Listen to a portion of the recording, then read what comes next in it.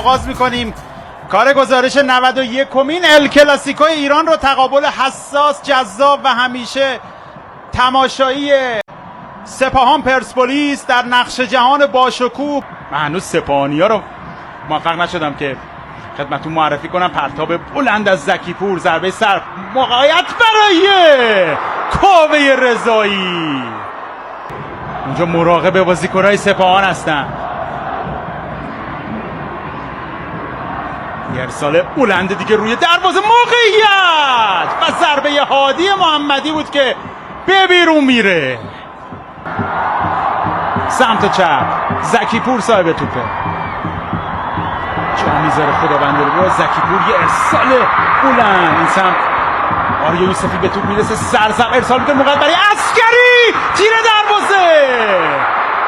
دروازه. چه توپی از دست رفت برای سپاهانیا. احسان پشت توپ، یه ارسال بلند روی دروازه، یه ضربه سر از دانشگر، موقعیت برای سپاهان. اونجا برمیگردونن، کماکان فرصت هست برای هادی محمدی و توپی که به بیرون زده میشه. ضربه سر دانشگر،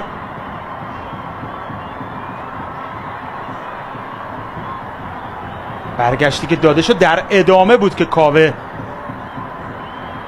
روی زمین افتاد. اینجا ببینید نیازمند ضربه سر، در واقع ضربه سر دانشگر رو برمیگردونه.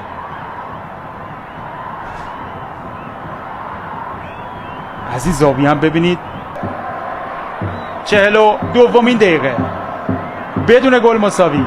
باکیچ میبره سمت راست، خداوندلو،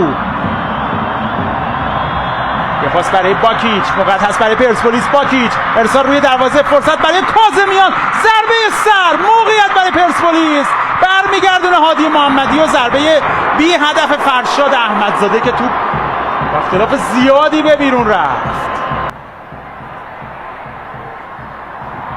یه پاس حاج صفی، احسان حاج صفی، یه پاس عالی، موقعیت برای رضاوند. چه توپی رو از دست داد آرش رضاوند، چه پاسی داد احسان حاج صفی. حالا ضد حمله علی پور تک به تک، علی پور و دروازه و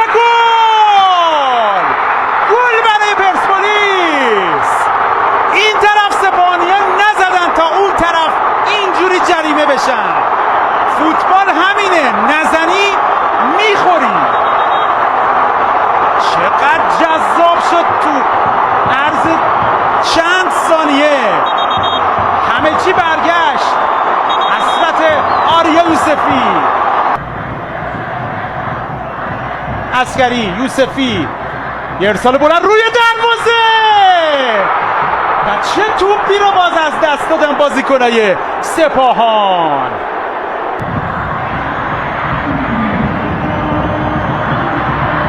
حاج صفی با بیرون پا، یه پاس کلاسیک سمت چپ، زکی پور ارسال رو به جلو، موقعیت برای کاوه رضایی، تلس شده دروازه پرسپولیس. و البته بهتر بگم بازیکنهای سپاهان بدجور گل نزن شدن.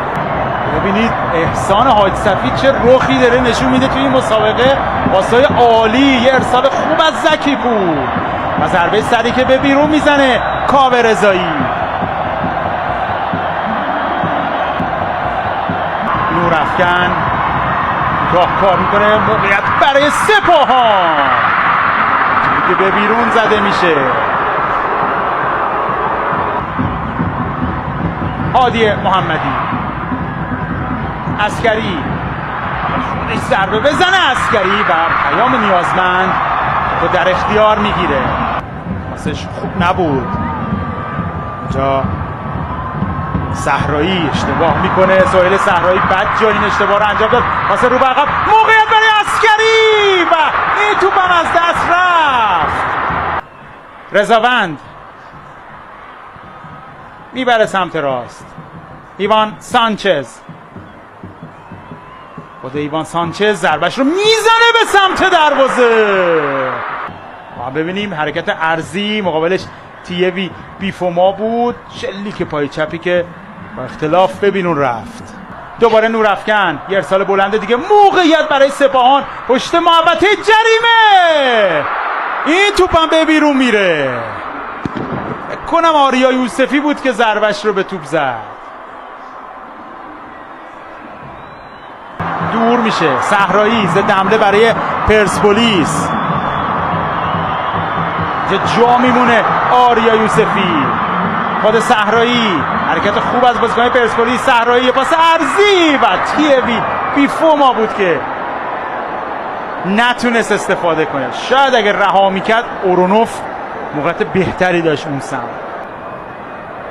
شکاری واسه کوتاه موقعیت برای اورونوف. تیر دروازه سپاهان به لرزه در میاد. بازی رو باز میکنه 3 در مقابل 1. چقدر خطرناک. اورونوف تیمی بیفوما موقعیت برای پرسپولیس. میلاد محمدی چجوری از روی شکم سیری این توپ را از دست دادن، در حالی که همه ناامید شده بودن در اردوگاه سپاهان. حالا این موقعیت ببینیم. نورافکن روی پای راست، یه ارسال، موقعیت، برمیگردونه پیام. سیو محشر پیام نیازمند نگه میداره پرسپولیس را در این مسابقه. موقعیت برای سروش رفیعی، آفساید یا نه؟ ببینیم اورونوف، دانشگر کامل گرفت اورونوف رو. اگه آفساید نبوده باشه که اخراج داشت حتما. از زمین خودشون حرکت کرد، یه جورایی آریام آفساید رو پر کرده بود. دانشگر دیگه مجبور بود بگیره استون اورونوف را. حالا دانشگر را هم نداره مقابل گلگهر. بیفوما، شلیک، حسینی در 2 ضرب توپا مهار میکنه. سوت پایان برتری 1-0 پرسپولیس در ال کلاسیکو 91 در نقش جهان.